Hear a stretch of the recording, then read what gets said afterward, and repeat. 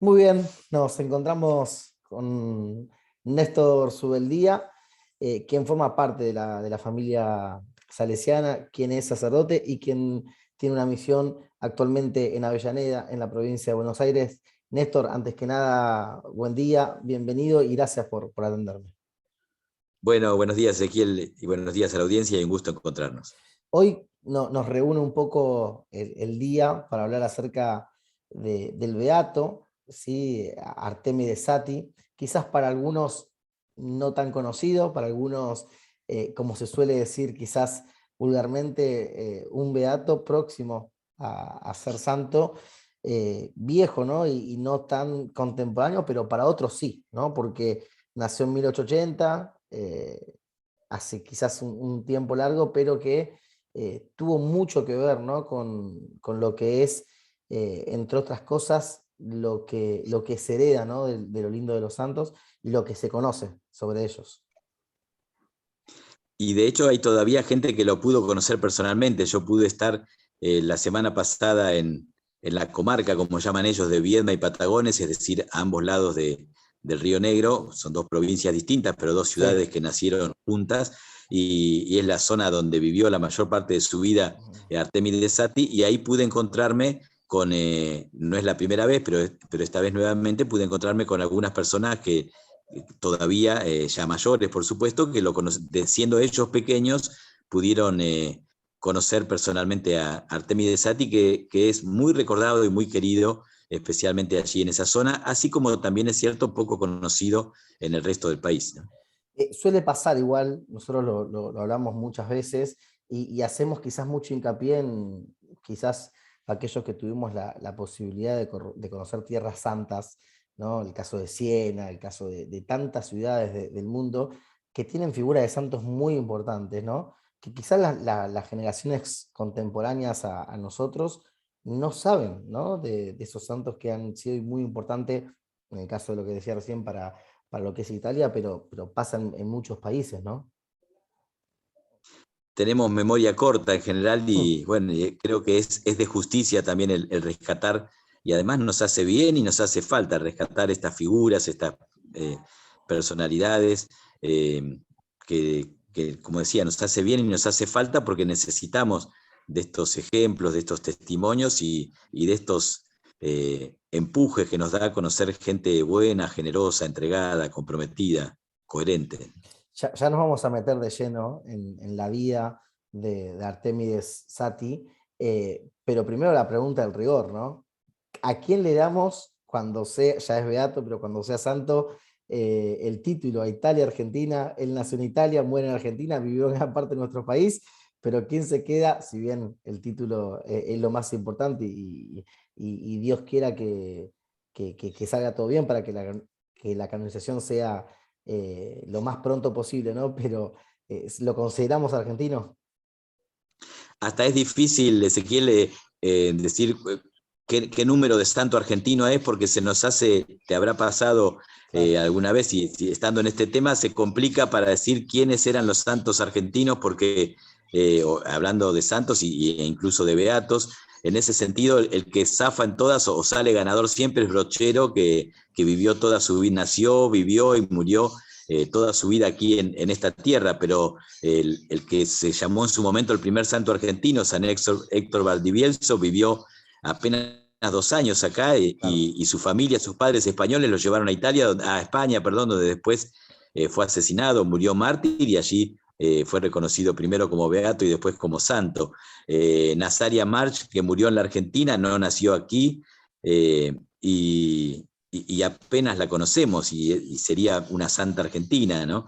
Eh, entonces, desde cierto punto de vista, es complicado caracterizar a Sati. Podemos decir que nació en Italia, que vino a la Argentina con 16 años, volvió una única vez a Italia en Ujú. 1934 en ocasión de la canonización de Don Bosco, enviado por la congregación salesiana para unirse a esos festejos que fueron tan grandes y tan lindos, y, y que también sacó la ciudadanía argentina. Él se consideraba argentino, más allá de que tuvo también una finalidad práctica por sus responsabilidades al frente del Hospital San José de Viedma, en el que vivió la mayor parte de su vida.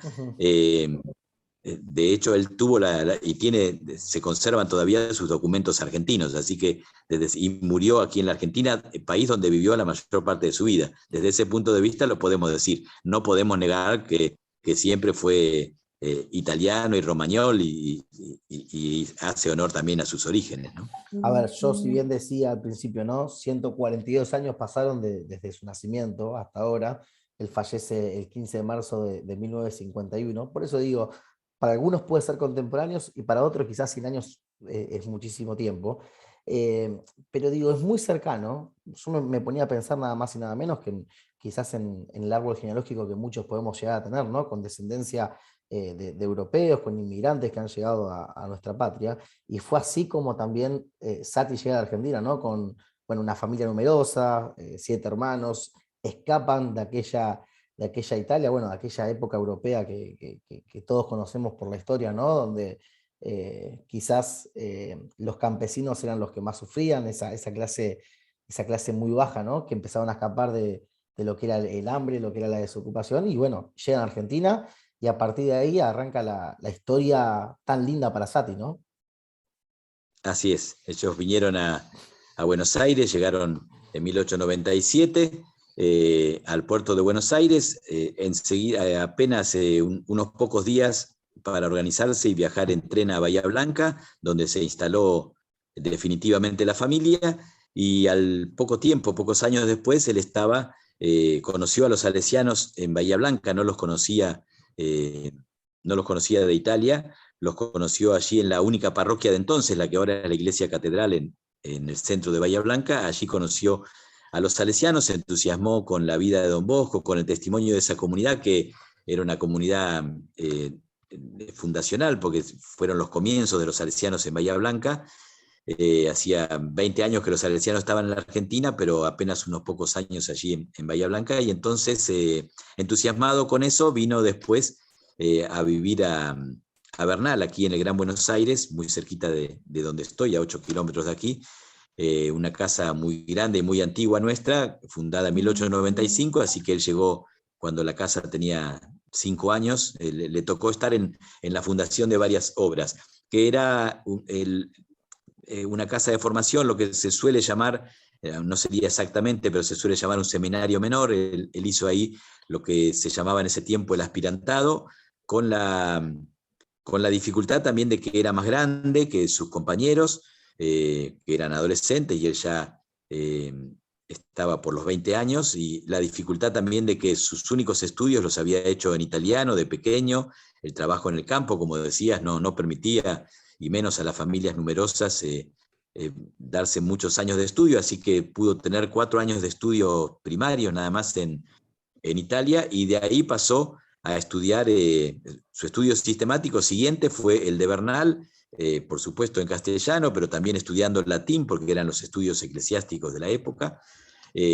Así que de repente tuvo que hacer un gran cambio, y como era el mayor entre los chicos, después estaban los salesianos, llamados sacerdotes y coadjutores, le tocaba a él hacer ciertos trabajos que los chicos no podían hacer, desde acarrear agua, de ir a buscar las bolsas de pan a la estación, a 5 cuadras, en ese tiempo todas de tierra, a la estación de Bernal, para llevarlos a la casa. Había que alimentar 100 personas, la mayoría de ellos chicos y adolescentes, así que había mucho trabajo para hacer, y ahí estaba Artemides Saty, que en ese trajín y en ese desgaste, tal vez desmesurado, y tal vez con una alimentación deficiente y con un clima muy húmedo como es el del Gran Buenos Aires, y con mucho frío, que en otros tiempos se sentía más, con menos recursos, y además de eso ofreciéndose también para cuidar a un salesiano joven, recién ordenado sacerdote, que murió de tuberculosis a los 29 años. Bueno, la desgracia de que también él en esa tarea se contagió y volvió a su casa, diríamos, como fracasado, casi en punto de muerte, y tuberculoso, ¿no? Así que volvió a su casa a Bahía Blanca en esa situación, en esa condición, triste, dolorosa, porque era como de repente ver derrumbarse todos sus sueños, lo reciben en casa más muerto que vivo, después de ese largo viaje en tren que significaba desde Constitución hasta Bahía Blanca. Y allí su amigo y amigo de la familia, el padre Carlitos Cavalli, muy querido en ese tiempo en Bahía Blanca, el segundo párroco salesiano de Bahía, le aconsejó ir a vivir a Viedma.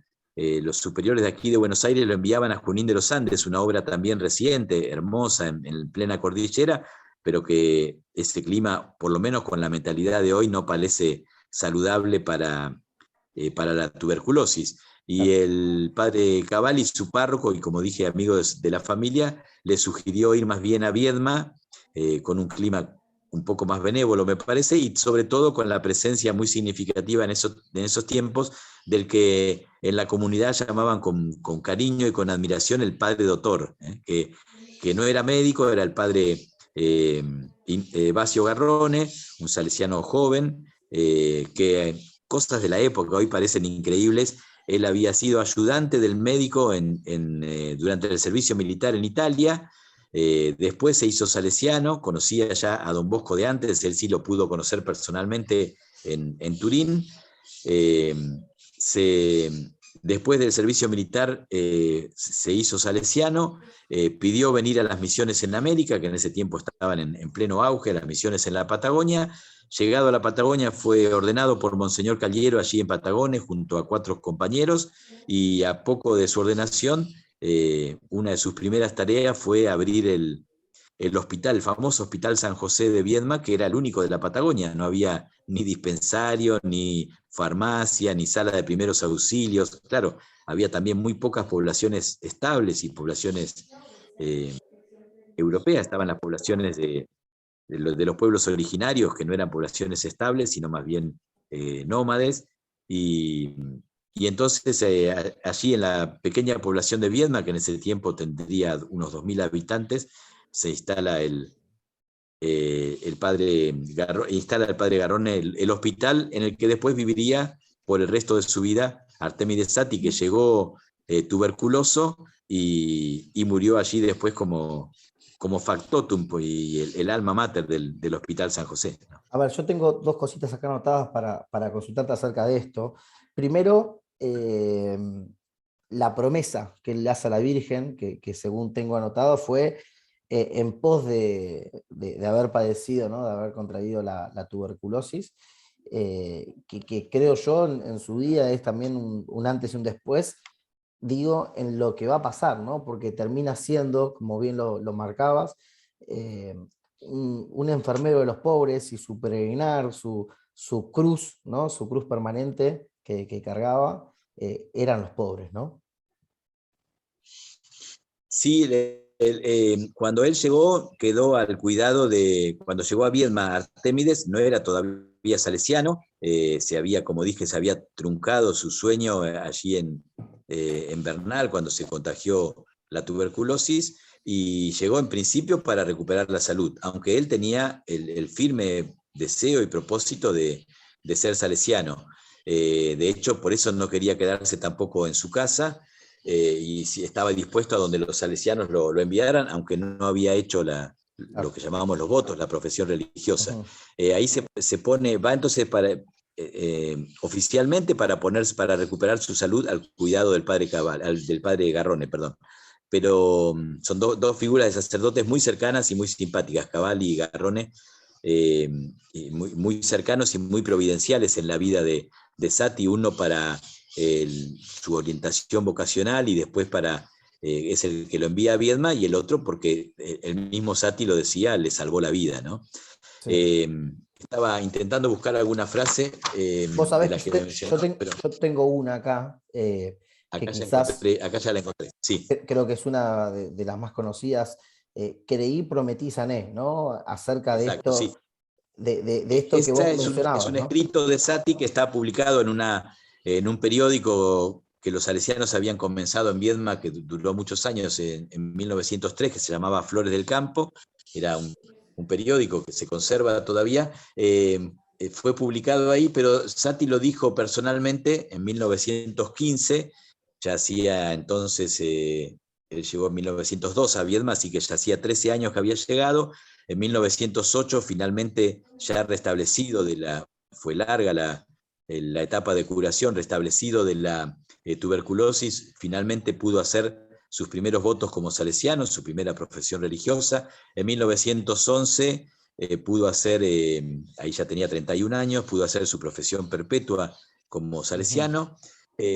Y ese año, pero poco antes de su profesión perpetua, en enero de 1911, todavía muy joven, con 49 años, muere el padre Garrone, que como dije, muy apreciado, muy recordado, tanto que hay, pensemos en aquellos tiempos, y hay un hermoso monumento. Pude conocerlo el otro día porque había estado en Viedma, pero nunca en el cementerio, y bueno, tratando de seguir los pasos de Don Satti, fui a visitar el cementerio para ver la sepultura de los salesianos, donde él había estado hasta hace unos cuantos años, donde se trasladaron sus restos a la actual parroquia de los salesianos en Viedma, y pude ver la tumba todavía hoy del padre Garrone, con un hermoso monumento. En la inauguración de ese monumento, que le levantó la gente de Viedma, como dije, en 1915, es decir, unos años después de la muerte, allí habló Don Satti, que ya había quedado a cargo del hospital, porque él fue el sucesor del padre Garrone al frente del hospital, no con los mismos talentos, lo suyo era más la parte de farmacia y de enfermería. Le tocó también después la administración del hospital. Garrone, en cambio, hacía de médico, como dije, nunca fue médico diplomado, pero tuvo hasta la autorización oficial para ejercer de médico, donde en principio no había nada. Y después, cuando empezó a haber médicos, él siguió ejerciendo lo suyo. Era la Patagonia de aquellos tiempos. Hoy hay cosas que nos cuestan entender. Y como dije, la gente lo llamaba al padre doctor, no doctor, era el padre doctor, y así lo recuerda también su sepultura. Y en la inauguración de ese monumento es cuando habló Satti, eso está después escrito, y si me permitís, lo leo, es breve, sí, pero es muy lindo. Él dice, como dije, ya hacía unos años que se había recuperado, y dice lo que hasta entonces nadie lo sabía, o no era público, digamos, si bien era como se dice hoy, un secreto a voces.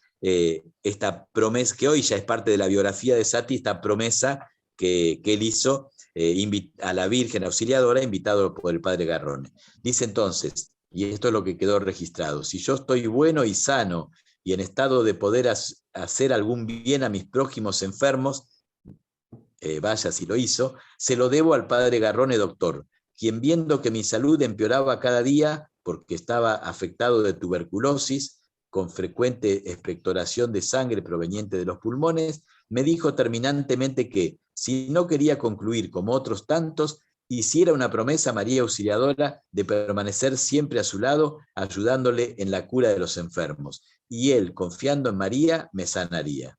Todo palabra textual de Don Satti. Y entonces, esa frase famosa es la que viene ahora: creí porque sabía por fama que María Auxiliadora lo ayudaba de manera visible. Prometí, pues siempre fue mi deseo ser de provecho en algo a mi prójimo, y habiendo Dios escuchado a su siervo, sané. Es entonces la palabra, la frase tan conocida de Artemides Satti: creí, prometí, sané. Casi se podría decir que es como una síntesis de la primera parte de su vida, porque el resto de su vida es cumplir esa promesa, que era ponerse al servicio de su prójimo enfermo, y en eso se le fue todo el resto de su vida hasta su muerte a los 70 años. Y ya metiéndonos en ese lapso, en la etapa final de su vida, si te parece, Néstor, él, vos lo decías, ¿no? Una vida dedicada a los más necesitados, a las personas enfermas, aquellos que quizás por algún motivo son olvidados, son dejados, ¿no?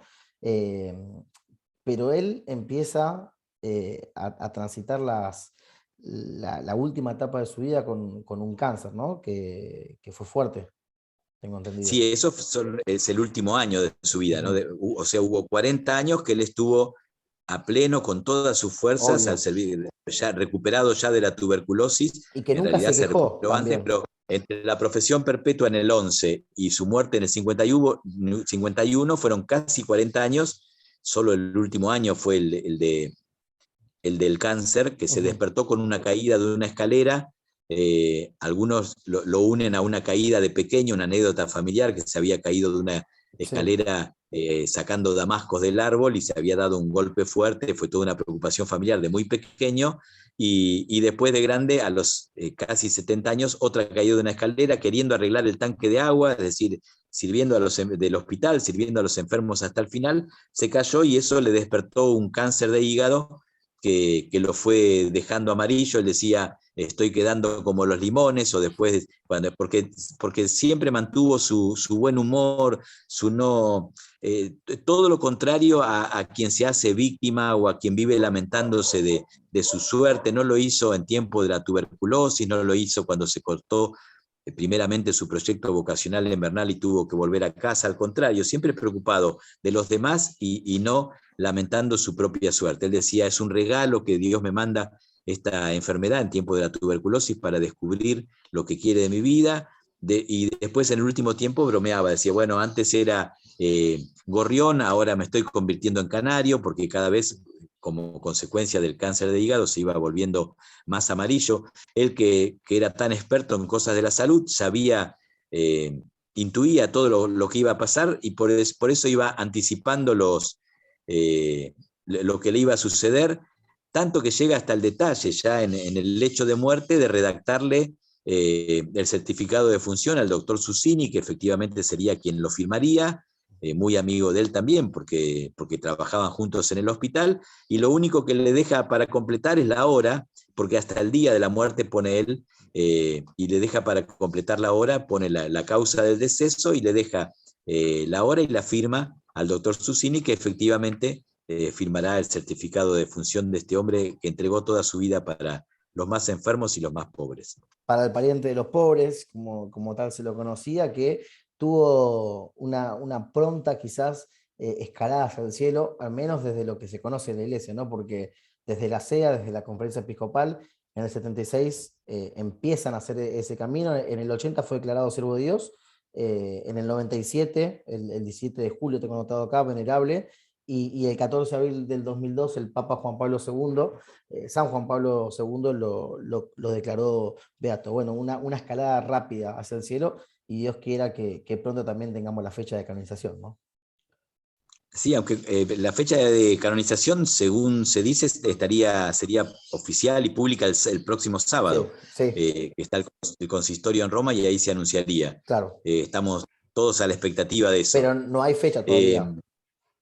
no, el Claro, sábado se diría la fecha, y bueno, estamos todos muy pendientes, ni te cuento allí en la comarca de Viedma y Patagones, ¿no? sin Por dudas, muchos motivos. sin dudas. Lo de Sati, lo de los santos rionegrinos, porque incluiría aquí también a Ceferino en la Mucurá, nacido en Chimpay, junto al Río Negro, y en cambio él, a diferencia de Sati, él murió en Roma, a donde viajó con Monseñor Cagliero en el intento de recuperar la salud, que lamentablemente no pudo. También él, enfermo de tuberculosis, murió mucho más joven, él a los 18 años, y se conocieron con Sati, no solo eso, sino que fueron compañeros de enfermedad, porque los dos estuvieron tuberculosos viviendo allí en el Colegio San Francisco de Sales, eh, y tenían puestos los dos al cuidado del padre Garrone, con unas medicinas que la verdad que no estaban nada mal, los remedios caseros de la época.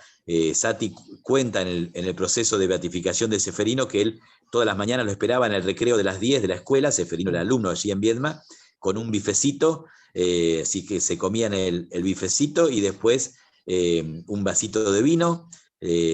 Los salesianos piamonteses tomaban siempre buen vino, allí también se fabricaba el vino en Viedma, en la Quinta San Isidro, donde después terminó finalmente el hospital y donde murió finalmente Sati en 1951, y a la tarde tenían un paseo que le encomendaba al padre doctor, un paseo hasta Patagones para ir a buscar huevos frescos y con eso prepararse el huevo con vinito, prepararse un cóctel, dice Sati, que tomaban también los dos. Algunos dicen que llegaron a comer 19 huevos, otros dicen que serían huevos de codorniz porque si no hubieran reventado, pero bueno, Claro. parece que las medicinas del padre Garrone en Sati hicieron efecto. Lamentablemente en Ceferino eso no dio el resultado esperado y por eso él muere tuberculoso, pero no aquí sino en Roma, ¿no? Ambos fueron reconocidos desde siempre como tanto que en la beatificación de Seferino allí en Chimpay, recuerdo que algunos diarios de la época decían San Seferino ahora es beato, porque la gente lo canonizó anticipadamente, y de Sati siempre dijeron que era un santo. Me lo recordaba una hija de María Auxiliadora estos días, que ella no pudo tratar con él, pero lo conoció de chica, estaba en la escuela secundaria, y me contó cuando en una peregrinación a Fortín Mercedes, su profesora le señaló a ese hombre alto y le dijo, es el primer recuerdo que ella tiene de él, le dijo, ese salesiano es un santo, ¿no?